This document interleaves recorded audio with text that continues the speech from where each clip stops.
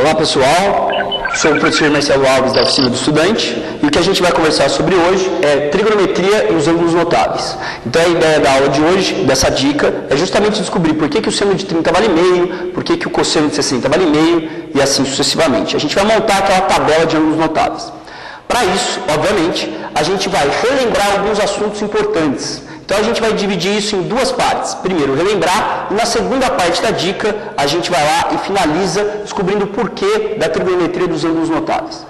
Primeiramente, eu queria relembrar para vocês a trigonometria no triângulo retângulo, né? Então temos aqui um triângulo retângulo, hipotenusa, em frente ao ângulo de 90 graus, cateto, chamado cateto oposto ao ângulo alfa, veja que ele está oposto ao ângulo alfa, e consequentemente esse último cateto que sobrou é o cateto adjacente. Então, hipotenusa na frente do ângulo de 90, cateto oposto na frente do ângulo que você quer e cateto adjacente, que foi o último cateto que sobrou.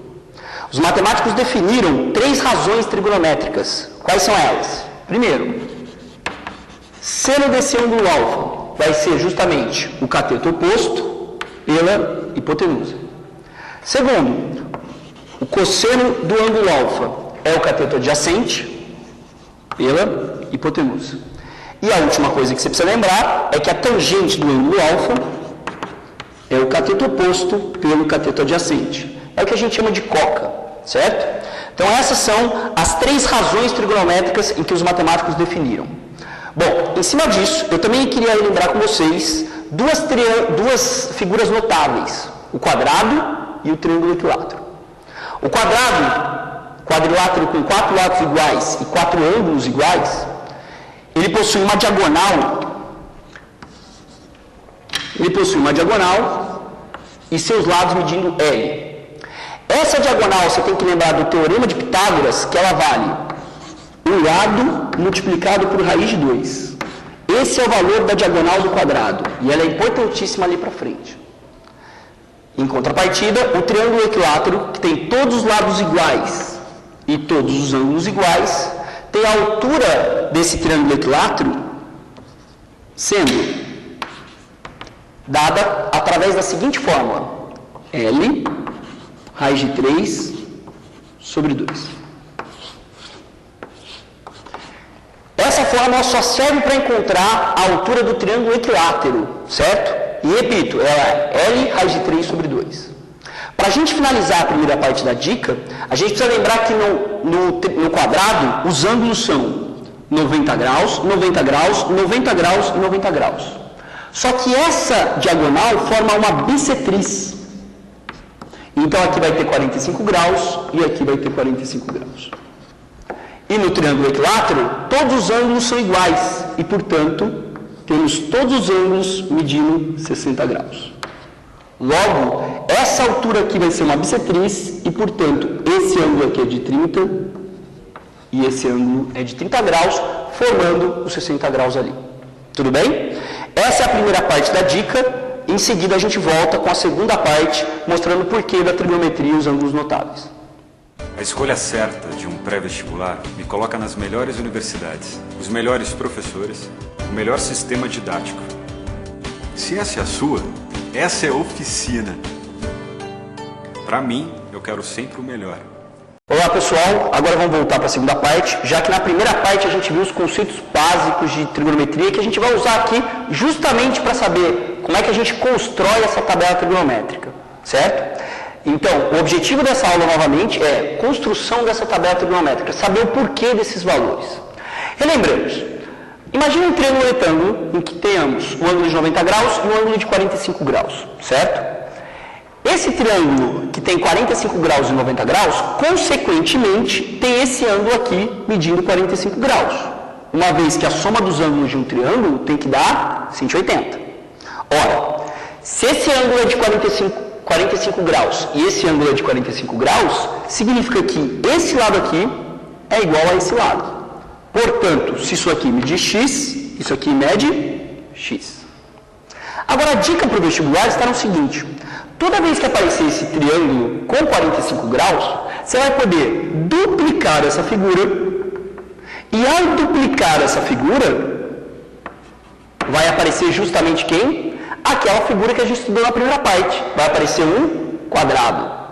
Um quadrado cuja diagonal dele é lado raiz de 2, como a gente viu na revisão.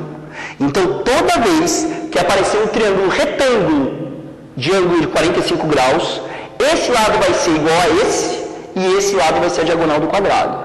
Vai ser x raiz de 2. Portanto, isso aqui é 5, aqui é 5 e aqui é 5 raiz de 2. Já faz isso direto. Não esquece de duplicar a figura.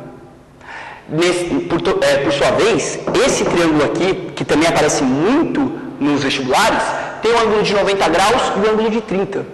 E, consequentemente, pela soma dos ângulos de um triângulo, isso aqui vai ser 60 graus. Observe, essa figura é justamente, ao ser duplicada, ela é justamente aquele triângulo equilátero que a gente viu na outra aula, na parte 1 de revisão.